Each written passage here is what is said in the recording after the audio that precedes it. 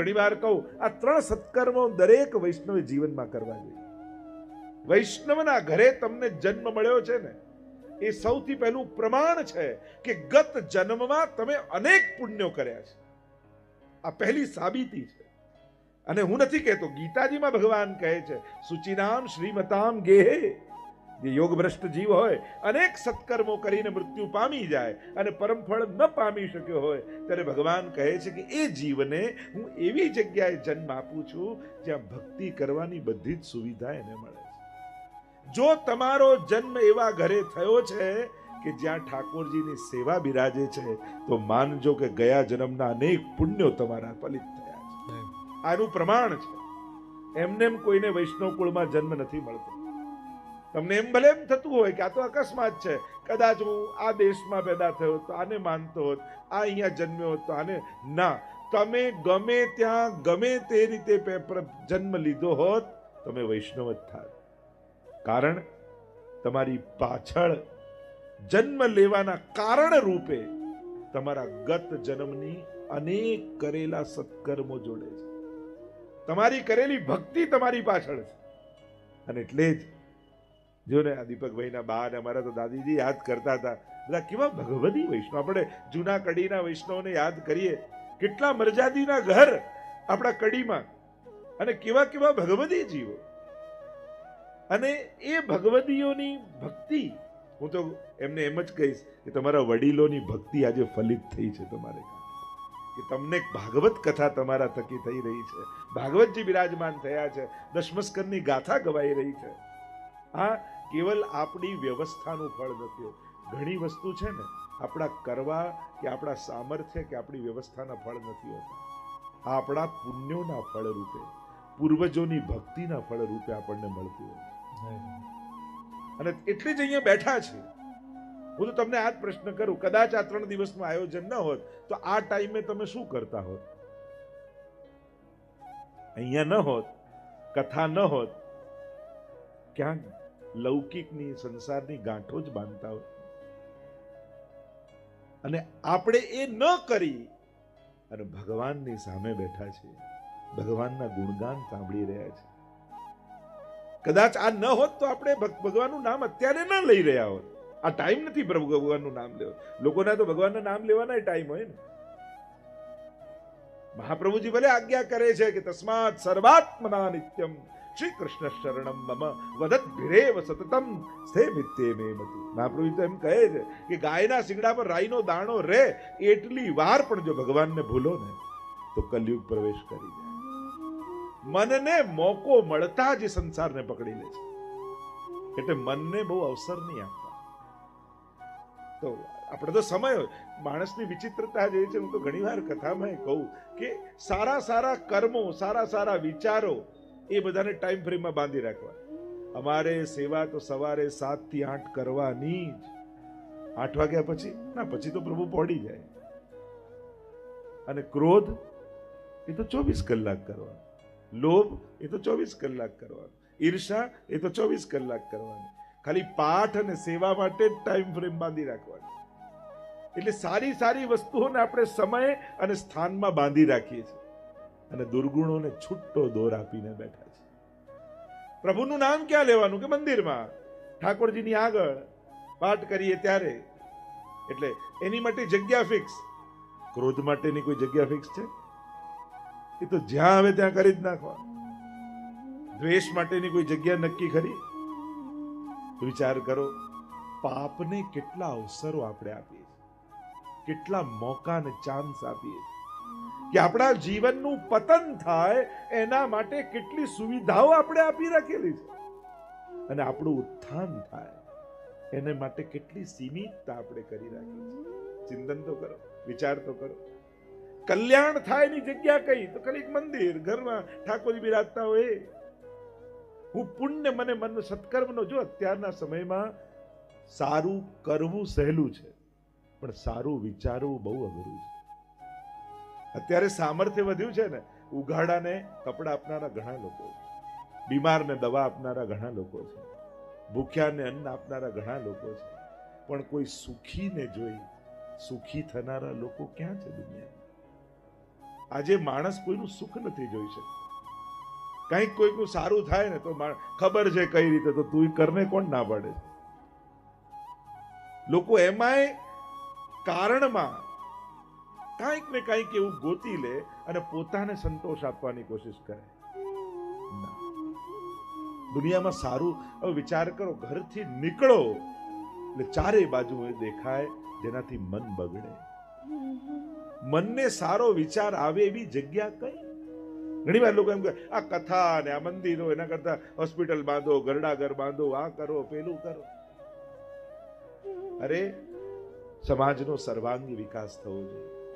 સમર્થ વ્યક્તિ જો સારો વિચાર વાળો નહીં રહે ને તો એ જ સામર્થ્ય સમાજનું પતન કરી નાખશે. એટલે સમાજ સ્વસ્થ કેવલ શરીરથી નથી બનતો, વિચારોથી સ્વસ્થ બનવો જોઈએ, તો જ સમાજ સ્વસ્થ થઈ શકે. અત્યારે આપણે વાંધો લઈએ રશિયા યુક્રેન જોડે આવું કે અરે એ એના લેવલ પર ઝઘડે છે તો આપણે આપણા લેવલ પર આ જ કરી રહ્યા છીએ. રોજ હુમલાઓ જ કરીએ છીએ, રોજ એટેક જ કરીએ છીએ. આપણે આપણા સામર્થ્ય પ્રમાણે કરીએ છીએ, એના સામર્થ્ય પ્રમાણે કરે છે. પણ મોટું થાય એનો વિરોધ છે. પણ ઘરમાં રોજ આપણે બોમ્બ બાઇન્ડિંગ કરતા હોય એમાં કોઈ વાંધો નથી હોતો આપણને. એટલે વિશ્વ શાંતિ માટે આત્મ શાંતિ થવી નિતાંત જરૂરી છે. ખાલી એના સ્ટેજનો જ ફરક છે, એના સ્થાનનો જ ફરક છે. જે વસ્તુ નથી ગમતી દુનિયામાં થતી એ રોજ આપણે આપણા જીવન દ્વારા કરીએ અને આપણને લાગે આટલા આમાં શું છે, દેશોએ ન લડવું જોઈએ. અચ્છા, અને ઘરમાં લડવું જોઈએ. આપણે ચિંતન તો કરો, આ લડવાની વૃત્તિ જ તો ક્યાંક એ મોટું લેવલ કે સ્થાન મોટું થઈ જાય ત્યારે મોટા લેવલ પર થઈ જાય. સમાજને સ્વસ્થ બનાવવા માટે સદવિચાર વાળો સમાજ જોઈશે, નહીં તો આપણું સામર્થ્ય જ સમાજનું પતન કરી નાખશે. કારણ કે અત્યારનો સમય જે રીતે સમાજ દોડી રહ્યો છે, આગળ જઈ રહ્યો છે, એની ઝડપ જ ક્યાંક એના પતનનું કારણ ન બની જાય. જે તેજી પકડી છે, અને તેજી કેવળ વસ્તુ મેળવવા માટે જ નહીં, જે બાળક 20 વર્ષે વાત જાણવી જોઈએ એ આજે 10 વર્ષે જાણી લે છે. ક્યાંક સમયથી પહેલી વસ્તુ યા વિચાર માણસનું પતન તો નહીં કરી નાખે. ચિંતનની બહુ જ જરૂર છે, એટલે જ સત્સંગની જરૂર છે. મન પવિત્ર થાય એની સમાજને બહુ જ જરૂર છે. કારણ કે જો સારા વિચારો ખતમ થઈ ગયા, સજ્જન વ્યક્તિઓ સમાપ્ત થઈ ગયા તો આ દુનિયાને માણસ જ ખતમ કરી નાખે. દરેક દેશે દુનિયા ખતમ થઈ જાય એટલા સાધનો ભેગા કરી જ રાખ્યા, બસ બુદ્ધિ બગડવાની વાર છે. આ બુદ્ધિ સુધરેલી છે ત્યાં સુધી દુનિયા સ્વસ્થ છે. બાકી જે દિવસે માણસ સમર્થ લોકોની બુદ્ધિ બગડીને એ દિવસે સમાજનો સર્વનાશ માણસ જ કરી નાખે. એટલા માટે સત્સંગની જરૂર છે, મંદિરની જરૂર છે. તમે 1 કલાક કોર્ટમાં જઈને બેસો, તમે 1 કલાક હોસ્પિટલમાં જઈને બેસો, તમે 1 કલાક પોલીસ સ્ટેશને જઈને બેસો અને 1 કલાક મંદિરે જઈને બેસો. કોર્ટમાં બેસો ને એમ લાગે આખી દુનિયા લડી જ રહી છે, હોસ્પિટલમાં બેસો એમ લાગે આખી દુનિયા બીમાર જ છે. સમાજમાંથી રસ ઉડી જશે, જીવનમાંથી રસ ઉડી જશે. 1 કલાક મંદિરે જઈને બેસશો ને તો એમ થશે કોઈ આપણી જોડે હોય ન હોય, મારો ઠાકોરજી મારી સાથે છે. જીવન જીવવાનું બળ મળે. અને આ બળની શું જરૂર નથી, સારા વિચારોની જરૂર નથી. તમારા જ ઘરના સ્વજનોના બધાના વિચાર બગડી જાય તો તમને શાંતિ ઘરમાં લાગશે નહીં. એટલે તમને પણ સત્સંગની જરૂર છે જ, તમારા પરિવારને પણ સત્સંગની જરૂર છે જ. સત્સંગ એટલે સદવિચારનો સંગ, અને સદવિચાર, સદભાવના, સત્કર્મોનો સોર્સ ક્યાંક હોય તો ઈશ્વર છે, ઈશ્વર જ છે. અરે અમારા ડોક્ટર સાહેબને પૂછો, અને એમને કોઈ પૂછ્યું કે લાંબુ જીવન જીવવા શું કરવાનું, તો કે આનંદમાં રહેવાનું. બધા ડોક્ટરો એમ જ કે આનંદમાં રહેવાનું, ખુશ રહો, આનંદમાં. આનંદમાં રહેવાનું એમ કે ખરા, પણ આનંદ ક્યાં મળે એ પાછા ના બતાવે. આ તો કથામાં આવીએ અને હમણાં કથાના અંતમાં જોજો તમને આનંદ ક્યાં મળે ખબર પડશે. ક્યાં મળે? નંદ ઘેરા નંદ ભયો, જય કનૈયા લાલ કી. નંદ ઘેરા નંદ ભયો, જય કનૈયા લાલ કી. નંદના ઘરે કોણ થયો? આનંદ થયો. એ ઈશ્વરને શાસ્ત્રોમાં એની ડેફિનેશન શું આપી? આનંદ માત્ર કરપાદ મુખોદરાદી, જે સર્વાંગ આનંદમય છે, જે વિચારનો, વ્યવહારનો, ભાવનાનો જે આનંદમય છે, એ જ કૃષ્ણ છે. આજે આપણે કૃષ્ણ ચરિત્રનું દર્શન કરવા જઈ રહ્યા છીએ. હું તમને આ વાત કરી સમાજથી લઈ અને દુર્ભાવનાઓથી લઈ સદભાવના સુધી લઈ જાઉં છું, પણ એ સદભાવના, સદવિચાર, સત્કર્મ શેના માટે છે? તો કે આનંદ માટે. અને એ આનંદનો સોર્સ ક્યાં છે? તો કે કૃષ્ણ. કૃષ્ણ શબ્દની ડેફિનેશન જ ઉપનિષદમાં આપવામાં આવી. કૃષ્ણ એટલે કોણ? કે કૃષિર ભૂવાચકો શબ્દ ણશ્ચ નિવૃત્તિવાચક તયોરૈક્ય પરબ્રહ્મ કૃષ્ણ ઇત્યભિધીયતે. કોઈ કે હું ભગવાનમાં નથી માનતો, તો મારે પહેલો પ્રશ્ન એ કરવો પડે, તું ભગવાનની વ્યાખ્યા શું કરે? ભગવાનની ડેફિનેશન તારા મનમાં શું છે? તારી ડેફિનેશન રોંગ છે, તારી વ્યાખ્યા ખોટી છે, એટલે તું એમ કહે છે કે તું ભગવાનમાં નથી માનતો. બાકી આ દુનિયામાં પાપીમાં પાપી માણસ, નાસ્તિકમાં નાસ્તિક માણસ ધર્મ વગર જીવી નથી શકતો. દરેકને ધર્મ જોઈએ છે. બધા આગળ ગુસ્સો કરતો હોય, કોઈ એમ ઈચ્છે મારી સામે કોઈ ગુસ્સો કરે? શાંતિ જ જોઈએ ને. બધાને છેતરતો હોય, કોઈ એમ ઈચ્છે કે મને કોઈ છેતરે? એને તો ઈમાનદાર જ જોઈએ. અરે 4 ચોર પણ ચોરી કરીને આવે ને તો ચલો ઈમાનદારીથી 4 ભાગ કરી લો. આયા છે ચોરી કરીને, ઈચ્છે છે તો ઈમાનદારી. દુનિયાના કયા માણસને અધર્મ જોઈએ? કોઈ નહીં. અધર્મી વ્યક્તિ હોય એને પોતાને તો ધર્મ જ જોઈએ. દુનિયામાં કોઈ ખરાબ માણસ ગોતો તમે? બધા સારા જ ગોતે. અરે પ્લમ્બર પણ જરૂર પડે તો કોઈ સારો પ્લમ્બર ધ્યાનમાં છે? કોઈ સારો ડોક્ટર ધ્યાનમાં છે? કોઈ સારો મિસ્ત્રી ધ્યાનમાં છે? લૌકિકમાં પણ આપણે સારાને જ ગોતીએ. કોઈ એમ કે ખરાબ પણ ચાલશે? દુનિયામાં માણસ સારાઈને શોધે છે. અને એ સારાઈની સર્વોચ્ચ અવસ્થા, એ શુભતાની સર્વોચ્ચ અવસ્થા પર ઈશ્વર છે. એ આનંદની સર્વોચ્ચ સ્વરૂપ, એ પવિત્ર સ્વરૂપ એટલે ઈશ્વર, કૃષ્ણ. અને કૃષ્ણની શોધ એ કોઈ કલાક બચે છે એટલે કરવાની એક્ટિવિટી એ ધર્મ નથી. ધર્મ એ આપણા લાઈફની ડિમાન્ડ છે. આપણે બધા જ ઈચ્છીએ છીએ. આપણે બધાને ધર્મની આવશ્યકતા છે. એના વગર આપણે જીવી નથી શકતા. એટલે કે કૃષ્ણ બધાને જોઈએ છે, આનંદ બધાને જોઈએ છે. કોણ દુનિયાનો માણસ દુઃખ ગોતે છે? અરે કોઈ સુસાઇડ પર મરી જવું સુખી થઈ ગયું, ખરાબ કરીને પણ ઈચ્છે તો સુખ જ છે. દુનિયાના કયા માણસને દુઃખ જોઈએ છે? કોઈ નહીં. બધાની શોધ સુખ તરફ છે. આપણને કોઈ વસ્તુ કે વ્યક્તિ જોડે ક્યારે પણ લગાવ હોતો જ નથી. આપણને બધાને લગાવ હોય છે સુખ જોડે, આનંદ જોડે. કારણ કે એ જ ગમતી વસ્તુ દુઃખ આપવા લાગે. તમારી બહુ ફેવરેટ કાર હોય ને પછી એ જ તમને તકલીફ આપવા લાગે, તમે કાન કાઢી નાખો, વેચી નાખો. તમને કાર જોડે લગાવ હોત તો ક્યારે વેચે જ નહીં. તમને એનાથી મળતા સુખ જોડે લગાવ, અને એ દુઃખનું કારણ બની કાઢી નાખો. તમારા જ ગમતા સ્વજનો, વ્યક્તિઓ, સંબંધીઓ જે અતિ પ્રિય હોય એ જ જ્યારે દુઃખના કારણ થઈ જાય તો આપણે સંબંધ તોડી નાખીએ. અને તમને વ્યક્તિ જોડે લગાવ નહોતો, તમને એનાથી મળતા આનંદ જોડે લગાવ. અને જે દિવસે આનંદ મળતો બંધ થયો એ જ દિવસે વસ્તુ અને વ્યક્તિમાંથી રસ ઉડી ગયો, એનાથી દૂર ભાગી ગયા. દરેક વ્યક્તિને લગાવ આનંદ સાથે છે. હવે ગવર્મેન્ટ એમ જાહેરાત કરી દે કે હવે નોટ નહીં ચાલે, હવે કાંકરા ચાલશે, પથરા ચાલશે. મોદીજી 8 વાગે રાતના આવે ને એકદમથી એમ કે હવે નોટ બંધ અને પથરા ચાલશે, તો આપણે પથરા ભેગા કરીએ. આપણને તો જેનાથી સુખ આવે એમાં લગાવ છે, નોટ જોડે થોડી લગાવ છે.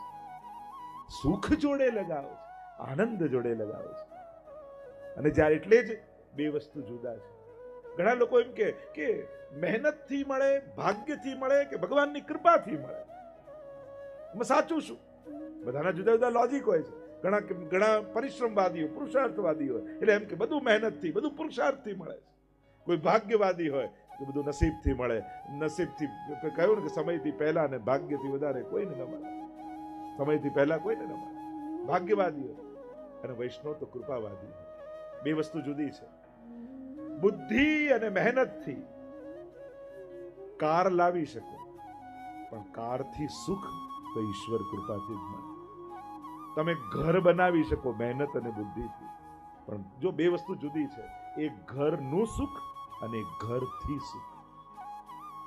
એક સંબંધીનું સુખ અને સંબંધીથી સુખ. એક પૈસાનું સુખ અને બીજું છે પૈસાથી સુખ. આ બંને જુદી વસ્તુ. ઘણા લોકોને પૈસાનું સુખ છે, પૈસાથી સુખ નથી. ઘણા લોકોને ઘરનું સુખ છે પણ ઘરથી સુખ નથી. ઘણાને કારનું સુખ છે પણ કારથી સુખ નથી. ગમતું કાર આવી ગઈ પણ એને જ્યારે જોઈતી હોય ત્યારે બધા લઈને બહાર જ ગયા. એને જ્યારે જવું હોય ત્યારે ડ્રાઈવર આવે જ નહીં. ઘણાને કારનું સુખ હોય છે, કારથી નથી હોતું. બંને જુદી વસ્તુ છે. તમે બુદ્ધિ અને પુરુષાર્થ કરી વસ્તુ લાવી શકો, વ્યક્તિ જોડે ભેગા કરી શકો, પણ પુણ્ય ઓછા પડે ને તો એ વસ્તુ મળેલા વ્યક્તિઓ સુખના કારણ નથી થઈ શકતા. આપણને ગમતી વસ્તુ ન મળે તો આપણને એમ લાગ્યું કે આટલા પૈસા ઓછા પડ્યા. પૈસા ઓછા પડ્યા એનો વિચાર આવે. ક્યારે એવો વિચાર આવ્યો, આટલા પુણ્યો મારા ઓછા પડ્યા. જો આટલા પુણ્યો અધિક હોત, કારણ કે સુખ પુણ્યથી આવે છે. મહેનતથી પૈસો આવી શકે પણ સુખ પુણ્યથી આવે છે. મહેનતથી બુદ્ધિથી ઘર બાંધી શકો પણ ઘરમાં સુખ તો પુણ્યથી આવે છે. અને સર્વોચ્ચ પુણ્ય એટલે શ્રીમદ ભાગવત. એ પુણ્યનો સોર્સ એટલે એક વસ્તુ યાદ રાખજો, માણસ મદદ કરી શકે, સુખી ન કરી શકે. તમે કોઈને હેલ્પ કરી શકો પણ તમારી મદદથી કોઈ સુખી જ થશે એની ગેરંટી ના આપી શકો. સુખ તો ઈશ્વર કૃપાથી આવે છે. એટલે કૃષ્ણ કોણ છે? આપણે બધા આ જીવનભર જેને શોધીએ છીએ ને એનું જ નામ કૃષ્ણ છે.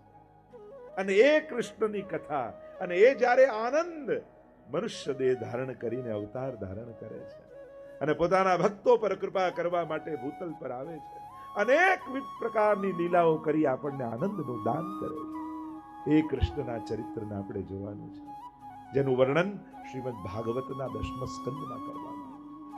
એ કૃષ્ણ ચરિત્રની ગાથા આપણે ગાવાની છે. કૃષ્ણનું ચરિત્ર, કેરેક્ટર. ચરિત્ર કોને કહેવાય? વિચાર, ભાવના અને વ્યવહાર, આ ત્રણેય દ્વારા મનુષ્યનું ચરિત્ર બનતું હોય છે. તમે શું વિચારો છો, તમારી હૃદયની ફિલિંગ શું છે, ભાવનાઓ શું છે, અને તમારો વ્યવહાર કેવો છે, એના પરથી એક ચરિત્રનું નિર્માણ થાય છે. તો એ કૃષ્ણ ચરિત્રની ગાથા 10મા સ્કંદને કેન્દ્રમાં રાખીને આપણે જોવાના છે. આ બહુ અદ્ભુત ગાથા છે. કૃષ્ણને સમજવા એ જીવનનો એક ઉજાર, કારણ કે ભગવાન પોતે કહે છે કે જે મને અને મારી લીલાને જાણી જાય છે ને એને જન્મ મરણના ચક્કરમાં પડવું નથી પડતું. ગીતાજીમાં ભગવાનના પોતાના વચન છે. અને એ ચક્રમાંથી છૂટવા માટે આપણે કૃષ્ણ ચરિત્રનો અનુભવ કરવા માટે ભેગા થયા છે. જો આ રીતે ભેગા થવું, રોજ કેટલાને મળતા હોઈએ, કેટલા જોડે ભેગા થતા હોઈએ, પણ ભગવાન નિમિત્તે ભેગા થવું ને એ જીવનનો સર્વોચ્ચ આનંદ બની જાય છે. આપણા બધાના મળવાના કેન્દ્રમાં ભાગવતજી છે. અને ભાગવત એ 18મું મહાપુરાણ છે. સર્વોચ્ચ ફળ કહ્યું છે, પરમ પવિત્ર શાસ્ત્ર કહ્યું છે. અને આ એવું પુણ્ય કહ્યું છે કે આ કરવા માત્રથી સમસ્ત પુણ્યો, સમસ્ત તીર્થો, કારણ કે એમ કહેવાય જ્યાં ભાગવતજી બિરાજમાન થાય ત્યાં સમસ્ત તીર્થોનો વાસ હોય છે. 24 અવતારોનું મંદિર કોઈ હોય તો શ્રીમદ ભાગવત છે. તમે ભાગવતની પરિક્રમા, તમે ભારત વર્ષમાં તમને એમ થાય હું બધા જ તીર્થોની યાત્રા કરું તો કદાચ જીવન ઓછું પડી જાય, પણ બધા તીર્થો ન થાય. પણ એકમાત્ર ભાગવતની પરિક્રમા કરો ને તો ભારતના સમસ્ત તીર્થોની યાત્રાનું ફળ તમને મળી જાય. એવું પુણ્ય કર્મ આપણે ત્યાં ભાગવતજીને કહેવામાં આવ્યું છે. પેલું એમ કહેતા ને કે એક દીકરી આવીને પિતાને કહેવા લાગી કે પિતાએ પૂછ્યું કે બેટા તારે શું જોઈએ છે? તો મને સસરા લાવી આપો ને. તો કે આમને એમ સસરા થોડી આવે. ઠીક છે, મને સાસુ લાવી આપો. અરે આમ સાસુ થોડી આવે. અચ્છા, મને જેઠ લાવી આપો. અરે આમ જેઠ ના, અરે મને જેઠાણી લાવી આપો. દેર લાવી આપો, દેરાણી લાવી. આમ જયારે છોકરી બોલવા લાગી ત્યારે પિતાએ કહ્યું કે એક વર ગોતી લે, આ બધું તો એમને પાછળ પાછળ આવશે. એમ ભાગવત પકડી લો તો સમસ્ત પુણ્યો તો એમને પાછળ પાછળ આવશે. આ એવું એક સત્કર્મ વૈષ્ણવી જીવનનું માનવામાં આવે. હું કહું ને 3 સત્કર્મની વાત કરતો હતો, એ જીવનમાં એકવાર ભાગવત કથા કરી. અને આ પણ ભાગવત કથા જ છે. ભાગવત કથા એટલે હું બેસીને 7 દિવસ કરું એ જ નહીં. જ્યાં જ્યાં ભગવત ગુણગાન છે, ભાગવત છે. જીવનમાં એકવાર ગૌદાન કરવું. જો આપણે ગોપાલ પ્રભુની કેવી સુંદર ગાયોની ગૌશાળા છે. વૈષ્ણવી જીવનનું આ એક બહુ મોટું પુણ્ય કહ્યું કે જીવનમાં દરેક વૈષ્ણવે એકવાર ગૌદાન જરૂર કરવું છે. અને ત્રીજું, ક્ષણવાર માટે પણ વ્રજનો આ જ દેહ સાથે જીવનમાં એકવાર વ્રજવાસ કરવો જોઈએ. કેટલા દિવસ રોકાયા, કેટલા કલાક રોકાયા એની ચર્ચા નથી કરવી, પણ આ દેહને વ્રજ ભૂમિનો સ્પર્શ થાય તો જીવનમાં એકવાર વ્રજવાસ કરો. આ 3 સત્કર્મો દરેક વૈષ્ણવ જીવનમાં એકવાર ચોક્કસ કરવા જોઈએ. એના વગર વૈષ્ણવી જીવન અધૂરું માનવામાં આવે કે આ સત્કર્મો તો થવા જ જોઈએ. શ્રીમદ ભાગવત એ પ્રશ્નથી કૃષ્ણ સુધીની યાત્રા છે. પ્રશ્નથી શરૂઆત થાય, મોહથી મોહન સુધીની યાત્રા છે, શંકાથી સમાધાન સુધીની યાત્રા છે. અનેક શંકાઓ આપણા મનમાં છે. એ ભગવાન સંબંધી હોય કે આ દુનિયા ભગવાને બનાવી, ભગવાન જો બધું બનાવે તો કોઈ સુખી કેમ, કોઈ દુખી કેમ, ને કોઈને આમ કેમ, આવો ભેદભાવ કેમ, શું આ ચલાવનારો ઈશ્વર હશે, શું ભગવાન અવતાર લઈને આવતો હશે?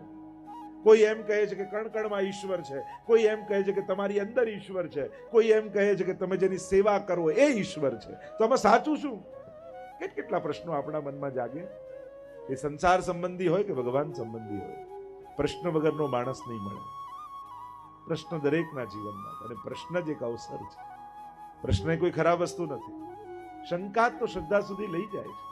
સદગુરુ માટે ભક્તની શંકા એક અવસર હોય છે કે આ શંકા જ એને શ્રદ્ધા સુધી લઈ જશે. જો જીવનમાં પ્રશ્ન જાગે ખોટું નથી, પણ પ્રશ્નનો ઉત્તર ગલત જગ્યાએ લેવું એ બહુ ખતરનાક છે. શંકા જાગે સારું છે, પણ સમાધાન જો ખોટા વ્યક્તિ પાસે લેવા જશો ને તે તમારી શંકા વધારે દ્રઢ કરી નાખશે. ઓથેન્ટિક પર્સન પાસેથી પૂછો, ઓથેન્ટિક ગ્રંથ વાંચો. આપણા હિન્દુ સમાજની તકલીફ જ એ છે, જેટલું ક્રિશ્ચન ભાઈઓને બાઇબલ વિશે ખબર છે, જેટલું મુસ્લિમ ભાઈઓને કુરાન વિશે ખબર છે, એટલું આપણું હિન્દુ ભાઈઓને ગીતા કે ભાગવત વિશે ખબર નથી હોતી. અને ખબર નથી હોતી એટલે અંધશ્રદ્ધાઓ પેદા થાય. કારણ કે આપણા ધર્મનું જ્ઞાન ક્યાંથી આવે? કોઈ પાડોશીને પૂછીએ, કોઈ ઇન્ટરનેટમાં એક પેજ વાંચીએ, કોઈ મેગેઝિનનો, કોઈ છાપાનો લેખ વાંચીએ, અને આ રીતે જે ખીચડી ભેગી થાય છે અને પછી જે કન્ફ્યુઝન પેદા થાય આપણને, આ તો બહુ અઘરું નથી. તારી જાણવાની પદ્ધતિ ખોટી છે. તે તારી શંકા ગલત જગ્યાએ પૂછી. હવે વિચાર કરો, અર્જુનને મોહ જાગ્યો અને એને કૃષ્ણને પૂછવાની જગ્યાએ ધૃતરાષ્ટ્રને પૂછ્યું હોત તો યુદ્ધ લડું કે નહીં, કેવી ગીતા મળે? એ તો કૃષ્ણ બાજુમાં હતા તો સમાધાન મળ્યું. જે ધૃતરાષ્ટ્રને પૂછ્યું હોત તો કે આવું લડાતું હશે ભાઈઓ જોડે, ચાલ ચાલ ઘરે બેઠા બેઠા માળા ફેરવીએ, યુદ્ધ લડાય? એ લડવા દત? એ જીતવા દત? ના. અને કદાચ અર્જુન ન લડ્યો હોત તો એને શાંતિ મળે? ક્યારેય નહીં. એ તો ક્ષત્રિય છે, સિપાહી છે. લડવું એના સ્વભાવમાં છે, જીતવું એની પ્રકૃતિમાં છે, ભાગવું એની પ્રકૃતિ નથી. અને પ્રકૃતિથી વિરુદ્ધ કામ કરવા જાવ તો શાંતિ ન મળે. ઘણી વાર ઘણા બહુ જ એક્ટિવ હોય અને બધાને જોઈને એના મિત્ર રિટાયર્ડ થાય ને કે લાવ હું રિટાયર્ડ થઈ જાઉં, અને પછી જે ટેન્શન થાય એને, દરેક લોકોને ફ્રી થઈને શાંતિ થોડી મળે છે. એ તો નેચર એવો હોવો જોઈએ. ઓફિસેથી કામ છોડે તો ઘરમાં કટકટ ચાલુ થાય, અહીંયા ચોખ્ખું નથી, નામ કપડા પડ્યા છે, પેલું પડ્યું, પેલા બહેન કે તમે ઓફિસે જાઓ તો શાંતિ. એને તો કામ જ એની પ્રકૃતિ, એના નેચરમાં છે, એને કામમાં જ શાંતિ મળે છે. એટલે કોઈ એમ કે કામ છોડવાથી શાંતિ મળે, એમાં હું નથી માનતો. તમારી પ્રકૃતિમાં છે નિવૃત્ત થવું, અને જો નથી તો પ્રવૃત્તિમાં જ તમને શાંતિ મળે. એવા કામ કરો કે સમાજ કલ્યાણના હોય, લોકોના હિતના હોય, પ્રભુની ભક્તિના હોય, જે સમાજમાં પુણ્ય અને સત્કર્મ ને સદવિચારોને વહાવે, એવા કાર્યમાં જોડાઈ જાય. શાંતિ દરેક માટે જુદી છે. ઘણી વાર ફોરેન જઈએ ને એટલે અમેરિકા 6 મહિના થઈ ગયા હોય બાને, અને અમે મળીએ એટલે વિચારે એવા હરખાઈ જાય, આંખમાં ચમક આવી જાય. પૂછીએ કેમ બા શાંતિ છે ને? જે અહીંયા તો ભયંકર શાંતિ, કોઈ દેખાતું જ નથી. એટલે શાંતિ એ ભયંકર હોય. અને અહીંયા તો બધાના અમેરિકા બધા રહે છે રિલેટિવ, એટલે તમને ખબર હશે 2-3 મહિના પછી શું થાય છે. આપણે કે આ તો સ્મશાન શાંતિ છે. આપણે કહીએ આ તો યુદ્ધ પહેલાની શાંતિ છે. શાંતિ કેટલા પ્રકારની હોય. આપણને કેવી શાંતિ જોઈએ? જેમાં કૃષ્ણ મળે એવી શાંતિ જોઈએ. જે ગીતાજીમાં ભગવાન કહે છે ને, તમેવ શરણમ ગચ્છ સર્વભાવેન ભારત તત્પ્રસાદાત પરામ શાંતિ. એવી શાંતિ જોઈએ જેમાં પરમ આનંદનો અનુભવ હોય. જેમ ઘણીવાર તમે હવેલીમાં નંદ મહોત્સવના દિવસે ગયા હો અને નંદ મહોત્સવમાં જે નાચો કૂદો આનંદ કરો અને ઘરે આવીને થાકીને બેસો અને એ આનંદમાંથી જે શાંતિ પેદા થઈ હોય, યા ક્યારેક કોઈ સત્કર્મમાં જોડાયા હો, કોઈ સમાજ સેવાનું કાર્ય હોય ને એમાં તમે જોડાયા હોય, લોકોને ભોજન પીરસતા હો, વાંટતા હો, મદદ કરતા, થાકમાં પણ જે શાંતિ લાગે, જે આનંદ લાગે સત્કર્મ કરીને, એવી શાંતિ આપણને જોઈએ. તો શાંતિ એ એકાંતમાં મળે એ નથી, જે કાર્યની તૃપ્તિમાં મળે એ શાંતિ છે. આપણે ઘણીવાર એકાંતને શાંતિ માની લઈએ. હિલ સ્ટેશન પર છે, અહીંયા જેમ કેવી શાંતિ? શાંતિ નથી, એકાંત છે. હમણાં અઠવાડિયામાં તકલીફ પેદા થઈ જશે. આ તો પ્લેસ ચેન્જ થયું, જગ્યા બદલાઈ એટલે આપણે શાંતિ જેવું લાગ્યું. શાંતિ જગ્યામાં નથી હોતી, શાંતિ સ્વભાવમાં હોય છે, પ્રકૃતિમાં હોય છે. અને જે પોતાના સ્વભાવમાં રહેલી શાંતિનો અનુભવ કરે ને, એને સંસાર ક્યારેય વિચલિત નથી કરી શકતો. અને જે સુવિધાઓ ગોતીને શાંતિ ગોતવાની કોશિશ કરે, એની શાંતિ બહુ ટકતી નથી હોતી. જીવનમાં સુખ વ્યવસ્થાઓથી ન ગોતો, સ્વભાવથી ગોતો, સમજણથી ગોતો. અને જેણે સમજણથી સુખી થતા શીખી લીધું છે ને, એને સંસારની વિપરીતતા વિચલિત નથી કરી શકતી. અને જેણે સંસારને, વસ્તુઓને, વ્યક્તિઓને અનુકૂળ કરીને સુખી થવાની કોશિશ કરી, એ કોઈના સુખ ટક્યા નથી. સંસાર તો ચલિત છે, આજે જેવો છે કાલે. હવે તમે અત્યારે જે કલાક બેઠા અને જે વિચારવાળા રહ્યા, 2 કલાક પછી આવા જ રહેશો એની ગેરંટી તમને ખરી? અહીંયાથી બહાર નીકળ્યા પછી અહીંયા છીએ એવા જ વિચારવાળા આપણે રહીશું. ક્યાંક દર્શન કરતા કોઈ ધક્કો માર્યો તોય પીતો જતો રહે માણસ. આ તો બહાર નીકળતા જ કેવા છું કોને ખબર? કાંઈ ભરોસો આપણને આપણી જાત પર પણ ખરો? સમજણ. એક કન્યા પરણીને આવી એટલે પત્નીએ કહ્યું એના પતિને કે તમે મને સુખી કરશો? પતિએ કહ્યું, જો તું કહીશ એવી કાર લાવી આપીશ, તું કહીશ એવું ઘર બાંધી આપીશ, તું કહીશ એવા દાગીના લાવી આપીશ, પણ સુખી થતા જો તું ન શીખી તો તારા સિવાય તને બીજું કોઈ સુખી કરે એમ નથી. આ તો તારે જ શીખવું પડશે સુખી થતા. જે મળ્યું છે એમાં કઈ રીતે સુખી થઈને જીવવું, એ સમજણ સત્સંગ આપણને આપે છે, કૃષ્ણની ભક્તિ આપણને આપે છે, પ્રભુના દિવ્ય ચરિત્રો આપણને આપે છે. તો આ કૃષ્ણ ચરિત્રની ગાથા જીવનનો એક એવો મહામંત્ર આપણને આપશે કે જ્યારે કૃષ્ણ તમારો થઈ જશે, કૃષ્ણ મારો છે, હું કૃષ્ણનો છું, આ મહામંત્ર જ્યારે જીવનનો મંત્ર બની જશે, ત્યારે કોઈ પણ સંજોગો, કોઈ પણ પરિસ્થિતિ તમને દુઃખી નહીં કરી શકે. જ્યારે તમે, આપણે તો બ્રહ્મ સમાન લેતા આત્મા તુલસી દળ લઈને બોલીએ છીએ ને, હે કૃષ્ણ હું તારો છું, હે કૃષ્ણ હું તારો છું. મંત્ર એ કેવલ શબ્દો નથી, એ જીવનની સૌથી મોટી સૂઝનું નામ છે. હું કૃષ્ણનો છું. આજે કોઈને પૂછીએ કે તમે કોના, હૃદય પર હાથ મૂકીને કહો. કોઈ કે હું ધંધાનો, કોઈ કે હું ઘરનો, કોઈ કે હું પૈસાનો, કોઈ કે હું આનો. ભક્ત એમ કહે છે કે હું કૃષ્ણનો છું. સંસારમાં, સંસારના કાર્યો કરતા કરતા પણ એક અવેરનેસ જીવનમાં છે, હું કૃષ્ણનો છું. કારણ કે કૃષ્ણ જેનો થઈ જાય ને, જો ને વસુદેવજીના માથે કૃષ્ણ આવ્યા અને જ્યાં માથે આવ્યા બધી બેડીઓ ખુલી ગઈ, રસ્તાઓ મળી ગયા અને કારાગૃહમાંથી, કેદમાંથી નંદાલય પહોંચી ગયા. આપણે બધા કર્મોની કારાગૃહમાં ફસાયેલા છીએ, કર્મોની કેદમાં આપણે બધાએ બંધાયેલા છીએ. છૂટવાનો એક જ ઉપાય, માથે કૃષ્ણ આવી જશે ને તો બધેથી બેડીઓ ખુલી જશે અને કારાગૃહનું અંધારું એ નંદ મહોત્સવનો આનંદમાં બદલાઈ જશે. જ્યારે નંદ બાબાના ઘરે, એટલે જ પુષ્ટિ માર્ગમાં શબ્દ શું છે? તમારા માથે કયું સ્વરૂપ બિરાજે છે? આપણે કહીએ ને પિતૃચરણના માથે ગોપાલ પ્રભુ બિરાજે. પુષ્ટિ માર્ગમાં શબ્દ, અમે તમારા ઘરે ઠાકોરજી ક્યારેય પધરાવતા જ નથી, અમે તમારા માથે ઠાકોરજી પધરાવીએ. એટલે જ પૂછવાનો પ્રકાર આપણે ત્યાં એ છે, તમારા માથે કયું સ્વરૂપ? કારણ કે જેના માથે કૃષ્ણ આવે ને એને કોઈ દુનિયામાં રોકી શકતું નથી. વસુદેવજી એનું પ્રમાણ છે કેવા બંધનો કંસના, કૃષ્ણ માથે આવ્યો તો બધેથી રસ્તા નીકળ્યા. દુનિયાનો માણસ અફસોસ કરશે, મદદ કરશે, સાથે ચાલશે, ભાગ્ય નહીં બદલી શકે. કૃષ્ણ તમારું ભાગ્ય બદલવાનું સામર્થ્ય રાખે. શ્રી પ્રભુને પ્યારા શ્રી યમુનાજીના લાડીલા એવા રસિક સત્સંગી વૈષ્ણવોને જે શ્રીના આ વચનામૃત ગમ્યા હોય તો આ વિડીયોને લાઈક કરજો, શેર કરજો અને કમેન્ટ બોક્સમાં જય શ્રી કૃષ્ણ જરૂર લખજો. અને અમારી ચેનલ શ્રી વલ્લભ સત્સંગને સબસ્ક્રાઈબ કરવાનું ભૂલશો નહીં. સર્વે વહાલા વૈષ્ણવોને ભાવથી જય શ્રી કૃષ્ણ.